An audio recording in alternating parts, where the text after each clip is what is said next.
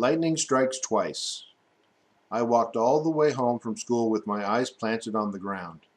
It had to be here somewhere. It had to be. Watch out, someone yelled. As I stopped to turn around, a truck whizzed right by me. I hadn't realized I was already at Riceville Road. In a few more blocks, I would be home, and Mother would want to know why I was late leaving school. My lab partner, Mihir, bicycled up behind me. You need to look where you're going, Carrie. I know, I said. I was usually glad to see Mihir. He could always make me laugh, even while we were working in class. But today, nothing could cheer me up. Mihir hopped off his bike. What's wrong? Oh, I lost a necklace that used to belong to my grandmother. I thought it might have fallen off on the way to school this morning. What's it look like? I'll help you find it. He searched the clover around the path, but found only foil gum wrappers and pop tabs from soda cans.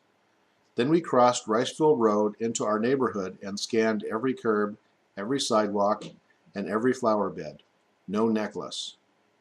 There's always tomorrow, said Mihir, patting my shoulder. I have a feeling it'll turn up. I doubt it, I said. Alone, I stood on the front walk for a minute. I had promised my mother I'd be more responsible. What would she think of me now? Slowly, I walked to the front door, pressed the handle, and stepped inside. My mother was in the kitchen chopping carrots for her famous vegetable soup. You're late, she said. You didn't tell me you had anything after school today. I'm sorry. I guess I should have called.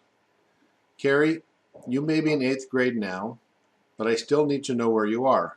I'm responsible for what happens to you. That was my mother, never failing in her responsibilities. I, on the other hand, couldn't even manage the smallest thing. So, she said, what was it that kept you at school? Here we go. I would have to tell her the truth. I hated it when my mother lectured me, but I couldn't lie to her, not to my mother. I lost Grandma's necklace, I blurted out. I'm so sorry. I looked everywhere for it. She stopped chopping.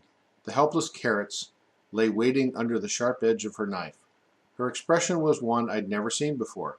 She said nothing. Mom, please don't be angry with me. It was an accident.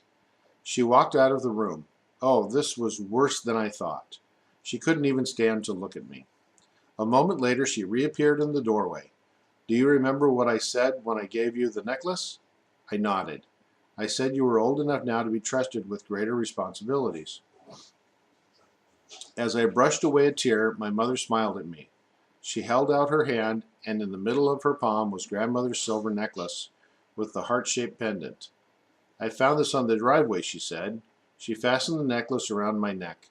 Hanging from the chain, the heart sparkled in the light. It looks very pretty on you.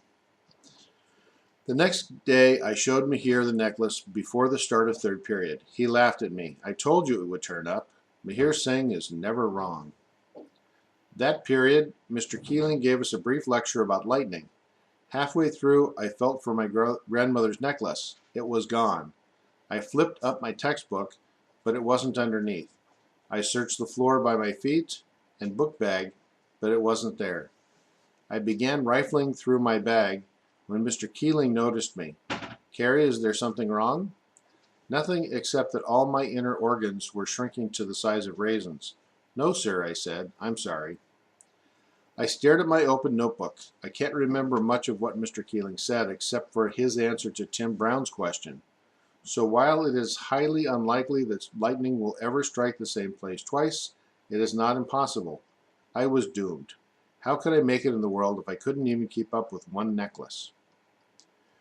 When we broke into our lab groups, I pulled Mihir aside. I can't find my necklace. I've lost it again. Now don't freak out, Carrie. You don't understand how important this is to me. Okay, fine. Be upset if you want, he said. But wait until I show you this. And he held up my grandmother's necklace. The silver chain swung back and forth, the heart-shaped pendant flashing and glinting in the light. Where was it? I looked all over. It was on the floor. Then he held the clasp in front of me. Look at this. The clasp is broken. It doesn't stay closed. See, it's not your fault you keep losing it. I thanked Mahir and put the necklace carefully in my pocket. This time, I wasn't going to lose anything.